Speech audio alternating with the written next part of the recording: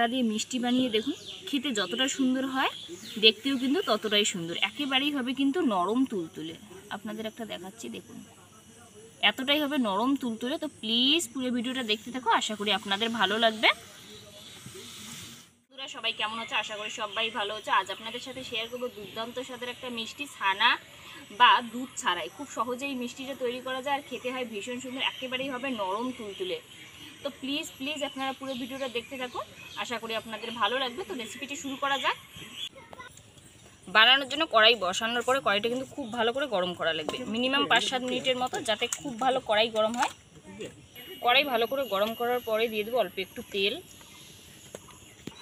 তেল দেওয়ার পরে দিয়ে দেবো আটা। এটা 5-7 মিনিটের মতো ভালোভাবে নাড়াচাড়া করা লাগবে, যাতে আটার যে কাঁচা গন্ধ সেটা যেন না থাকে। এটা কিন্তু নাড়াচাড়া বন্ধ করা যাবে না, একদম নাড়াচাড়া করতে থাকা লাগবে, নইলে কিন্তু এটা পোড়া লাগতে পারে তলায়। এটা খুব ভালো করে নাড়াচাড়া আমার কিন্তু করা কমপ্লিট। এবার দিয়ে দেবো দুধ।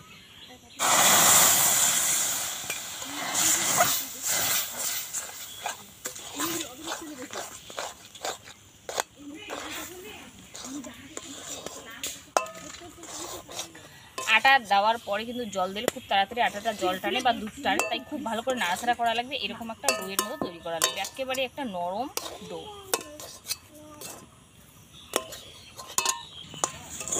বন্ধুরা আপনারাই দেখুন কতটা তাড়াতাড়ি হয়, খুব তাড়াতাড়ি কিন্তু এটা হয়, বেশিক্ষণ সময় লাগে না। এটা কিন্তু আমার একেবারেই রেডি।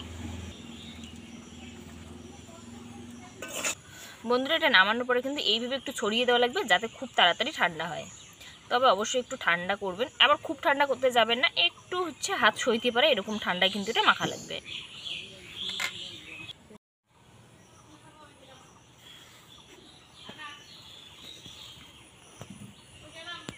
যখন একটু ঠান্ডা হবে এতে দিয়ে দেবো বেকিং পাউডার। দেখুন আপনারা একেবারে 1 চিমটে। এটা আবার খুব ভালো করে মাখা লাগবে। তবে হাতে একটু ঘি বা তেল নিয়ে কিন্তু মাখলে খুব ভালো হবে, তাহলে কিন্তু হাতে আর লাগবে না।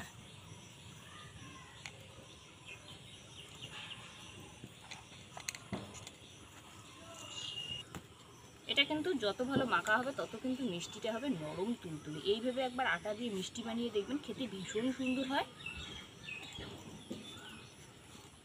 বন্ধুরা আপনারাই দেখুন এইভাবে কিন্তু মাখতে লাগবে, আর দেখুন আপনারা কতটা সফট।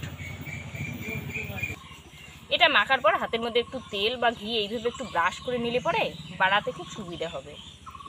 এরপর এর থেকে কিছুটা অংশ এইভাবে নেওয়ার পর গোল করা লাগবে। ফার্স্টে গোল করার পরে এইভাবে কিন্তু একটু লম্বা করা লাগবে, মোট কথা কোলবালিশের মতো।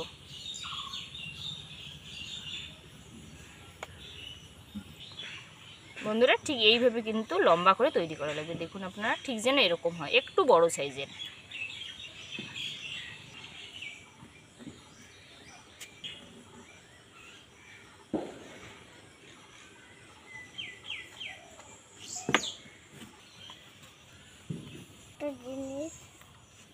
বন্ধুরা সব কিন্তু মিষ্টি বানা আমার একেবারেই কমপ্লিট। আপনারাই দেখুন কতটা সুন্দর হয়, আর দেখুন গায়ে যেন কোনো ফাটল না থাকে, ঠিক এইভাবেই কিন্তু তৈরি করা লাগবে। মিষ্টিটা এক সাইডে রাখার পর কড়াইটা বসানোর পরে কড়াইটা একটু গরম করতে লাগবে। কড়াই গরম হওয়ার পরে দিয়ে দেবো তেল।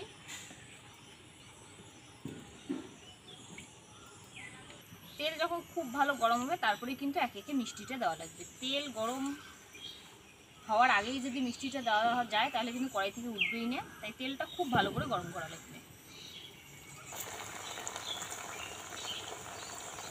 মিষ্টিটা দেওয়ার পরে একটু অপেক্ষা করা লাগবে 5-7 মিনিটের মতো।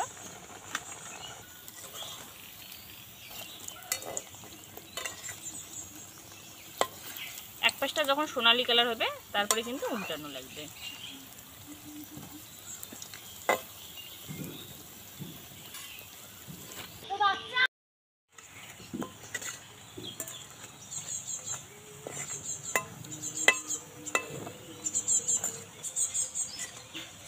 বন্ধুরা এরকম কালার হলে পরে কিন্তু নামানো লাগবে তেল ঝরিয়ে। দেখুন আপনারা কালারটা যেন ঠিক এরকমই হয়।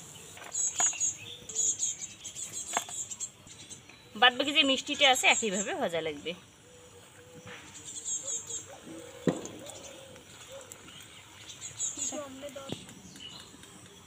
বন্ধুরা বাদ বাকি যে মিষ্টিটা আছে একইভাবে কিন্তু এইভাবে ভাজা লাগবে। আমার সব মিষ্টি ভাজা কিন্তু একেবারেই কমপ্লিট। তেল নামিয়ে ওই কড়াইতে দিয়ে দেব চিনি। যতটা চিনি তার কিন্তু হাফ বেশি আর কি জল, মানে অর্ধেক বাটি যদি হয় চিনি হাফ বাটি, তাহলে 1 বাটি হচ্ছে জল। বন্ধুরা এইভাবে নাড়িয়ে চাড়িয়ে চিনি শিরাটাকে খুব ভালো করে কিন্তু ফোটানো লাগবে। শিরাটা যখন খুব ভালো ফুটবে তখন মিষ্টিটা দিয়ে 2 মিনিট নাড়াচাড়া করে নামিয়ে নেব।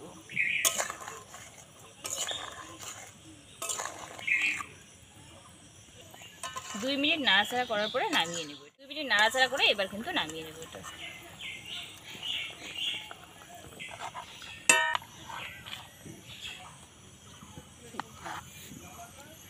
বন্ধুরা আপনারাই দেখুন মিষ্টিটা কতটা সুন্দর, এটা একেবারেই দেখুন আপনারা এতটাই নরম হয়, কিন্তু দেখতে যতটা লোভনীয় খেতেও হয় ভীষণ সুন্দর।